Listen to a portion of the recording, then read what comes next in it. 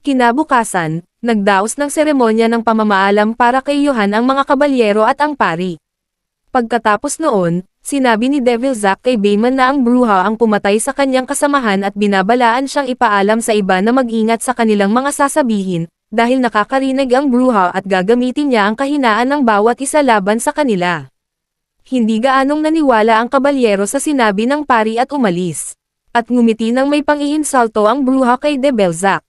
Nagpatuloy sa paglalakbay ang grupo at sa wakas ay nakarating sila sa tawiran ng tulay ng bangin, pero sira na ang tulay at maaari itong gumuho habang tumatawid sila.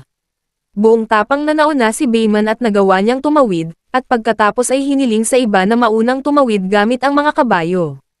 Nagsimula silang tumawid gamit ang kariton na nasa loob ang bruha, at halos mahulog sila sa bangin habang ginagawa nila iyon. Naipit si Kai, pero hindi niya mahawakan ang lubid at bumitaw. Sa kabutihang palad para sa kanya, nasalo siya ng batang witch sa braso, gamit ang lakas na hindi pangkaraniwan para sa isang batang babae.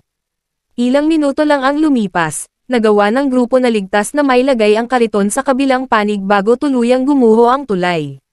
Sa wakas, nakarating sila sa pasukan ng kagubatan, at dahil wala ng ibang daan na susundan, dumiretso sila.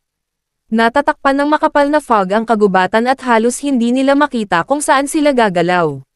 Sinabi ni Bayman na magkakampo sila doon hanggang sa mawala ang fog. Naglakad-lakad si Hagamore sa gabi na may dala-dalang crossbow para patayin ang bruha, dahil natatakot siyang mamatay pa ang iba.